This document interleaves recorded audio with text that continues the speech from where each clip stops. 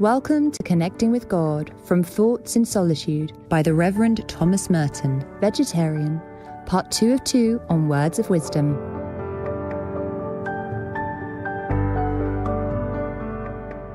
The Reverend Thomas Merton, an important Catholic mystic and spiritual thinker, was born in 1915 to an American mother and a New Zealand father.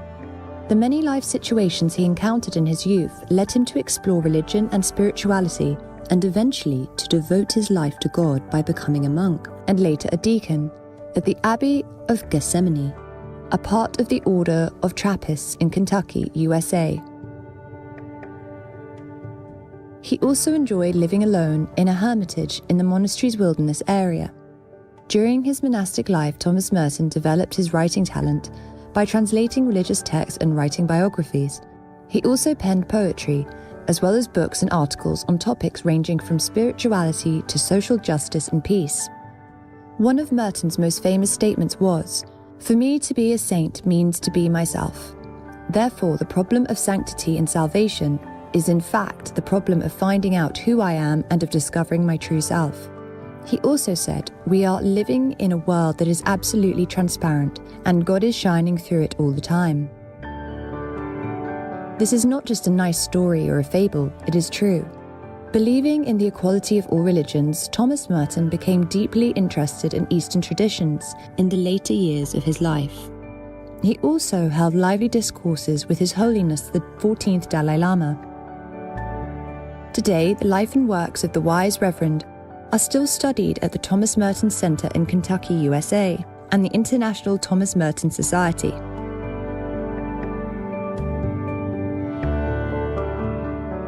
Let us continue with selections from Thomas Merton's book, Thoughts in Solitude, where the wise Reverend expounds on gratitude for God's love and care.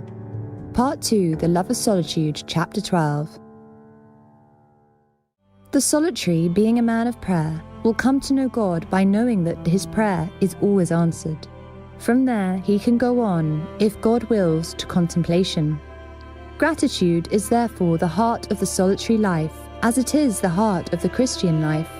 From his first day in solitude, the hermit should set his heart upon understanding how to afflict his whole being with tears and desire before God. Then he will be like Daniel, to whom the angel brought God's answer, Daniel 10:12. "Fear not, Daniel, for from the first day that thou didst set thy heart to understand, to afflict thyself in the sight of thy God, thy words have been heard." Chapter 13. It seems to me that the solitary contemplative life is an imitation and fulfillment in ourselves of these words of Jesus. The Son can do nothing of himself, but only what he sees the Father doing. For whatever he does, this the Son also does in like manner. For the Father loves the Son and shows him all that he himself does. John 5:19-20. This imitation consists in being and acting in the same relation to Jesus as Jesus to the Father. John 5:24. He who hears my word and believes him who sent me has life everlasting. The Father draws us to Jesus. John 6:37, 6:44-45. Everyone who has listened to the Father and has learned comes to me. We listen to the Father best in solitude. Jesus is the bread of life, given to us in solitude. John 6:58. As the living Father has sent me, and as I live because of the Father, so he who eats me, he also shall live because of me. The solitary life, then, is the life of one drawn by the Father into the wilderness, there to be nourished by no other spiritual food than Jesus. For in Jesus the Father gives himself to us, and nourishes us with his own inexhaustible life. The life of solitude, therefore, must be a continual communion and thanksgiving, in which we behold by faith all that goes on in the depths of God, and lose our taste for any other life or any other spiritual food.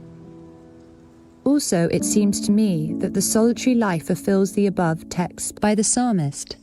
But I am a beggar and poor, the Lord is careful for me. 39:18. We live in constant dependence upon this merciful kindness of the Father, and thus our whole life is a life of gratitude, a constant response to his help, which comes to us at every moment. I think everyone finds this out in any vocation, provided it is his true vocation.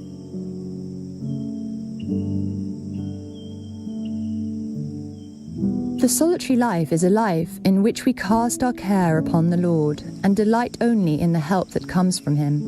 Whatever he does is our joy.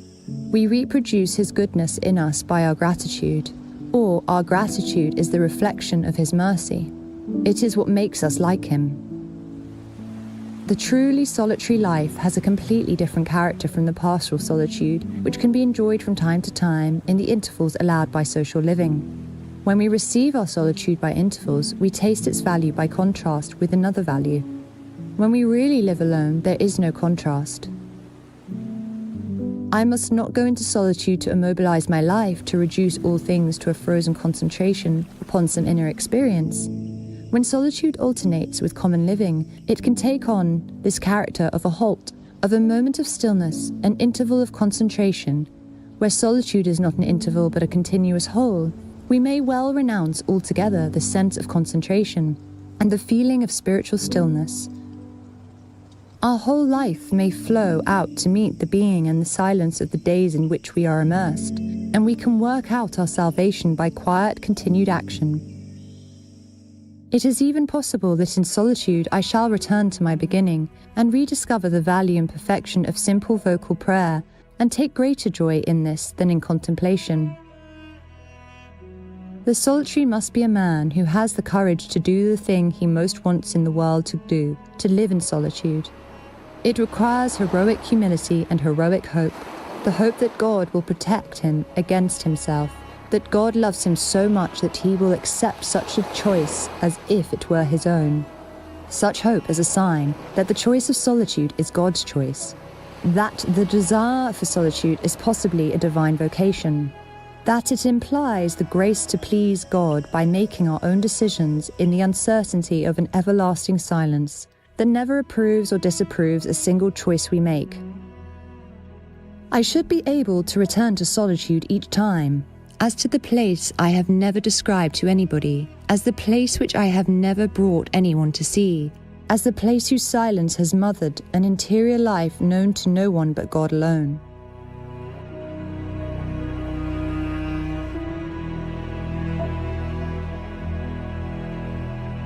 For more information about Thomas Merton, vegetarian, please visit merton.org.